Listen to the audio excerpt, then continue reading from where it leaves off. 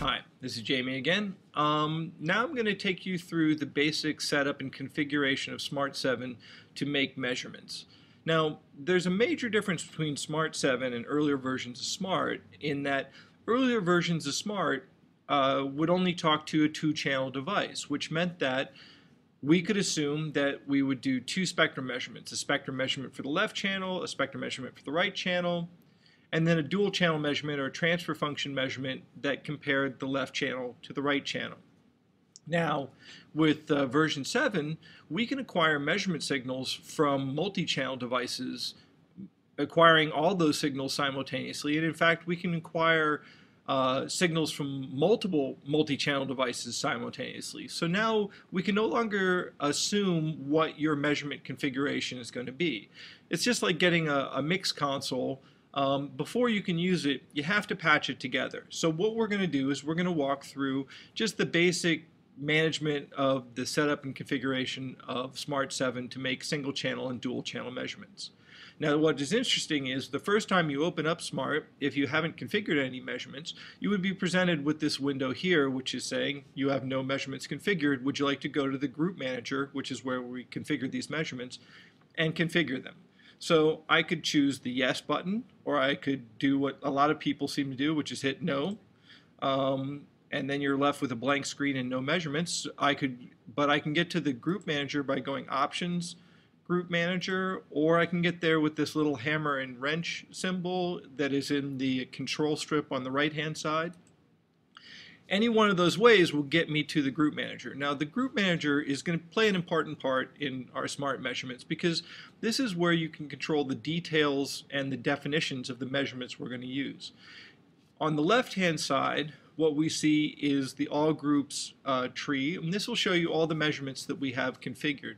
The reason why we have groups, or the reason why it's called Group Manager, is because not only are we going to configure one set of transfer function measurements, one set of spectrum measurements, but we can make multiple groups of measurements and swap between them. Why? Well, because if you start getting a more complex measurement setup, this will help you manage what you've got configured so that things don't get unwieldy. So we're going to start off in spectrum. I choose the default spectrum group. And we're not going to get any further than probably configuring one group for spectrum and one group for transfer function. Then the majority of this window is taken up with the tab view of the measurement of a group. And so this is our default spectrum group, and there's nothing in it right now. So I'm going to configure a measurement. And so this is a single channel measurement, so I say new input. I'm going to call this USB pre-left. That's going to be my measurement. Now the device, I have to choose the device where I'm getting that signal from. In this case, this is showing me all the devices that are presenting themselves to me right now. And so I'm going to go ahead and choose USB Pre2. That's the device I'm going to be pulling it from. And I can choose the channel. And in this case, I want the channel 1 or the left channel. So I'm going to go ahead and hit OK. Now we notice then that we've got the measurement is now sitting in the group. If I go to the left-hand column, the all groups, and I expand the table, you notice that now that measurement is sitting in this group. And on the screen itself, because I'm looking at spectrum control right now, you now notice that that measurement object, that measurement engine, now shows up. In the tab view here, under group, I can look at the group view, or I can look at the individual measurement, and there's the details of the individual measurement. Later on in other examples that we go through, we may want to get into the individual measurement itself and change some of the specific definitions of that measurement. Okay, well, I'm not done yet. I'd like to do configure another measurement. I want to call this one, oddly enough, USB pre-right. And yes, I have to look down at my keyboard to type because I'm just not that good at typing. So I'm going to go ahead and I've got it named. I hit enter. And I notice that I've got the wrong, it's input 1 off of the USB pre-2. So I've got the same measurement set up twice. And that's not really going to do well for me. So I'm going to go click over to its tab.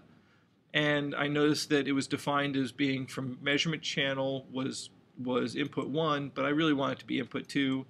So I'm going to do that and hit enter, and then go back to the group view, and now you notice that it's the USB pre-write measurement is patched from input number 2. Now I could go ahead and say, you know what, I want another measurement, and I'm going to call this comp mic, computer mic, and I could choose to grab that from my built-in microphone on my computer, input 1 off of that, and I could say OK. And now I've actually I have 3 measurements configured, 3 spectrum measurements configured in this group, and 2 of them pull from my USB pre, 1 of them pulls from my internal comp mic. I could run these measurements, all those simultaneously, which is a very powerful thing. Now, I've configured 3 spectrum measurements, but I still want to configure a dual channel measurement, so I'm going to click on, over in the group tree view, I'm going to come in and I'm going to click on the default transfer function group. Nothing there, so I'm going to hit new pair, and I'm going to call this one speaker TF, because this is a transfer function measurement that I've got a microphone and a speaker back here, and I'm driving it from the console over here. We've gone through the basic configuration video. If you want to see what I've got set up here, you can go to and refer to that. But what I'm going to do for my transfer function measurement here is I've got the name of it, where I'm getting it from. Well, I want to get it from the USB pre, and I'm going to compare input 1 to input 2. I hit OK, and now I've defined a transfer function measurement. That's about as far as we're going to go with the setup and configuration to this point. But we will come back and revisit this many times throughout our examples, because this is where we get into the details of controlling our individual measurements.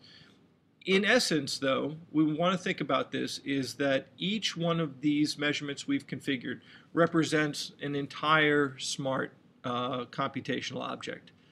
So let's get on and let's go and make some measurements.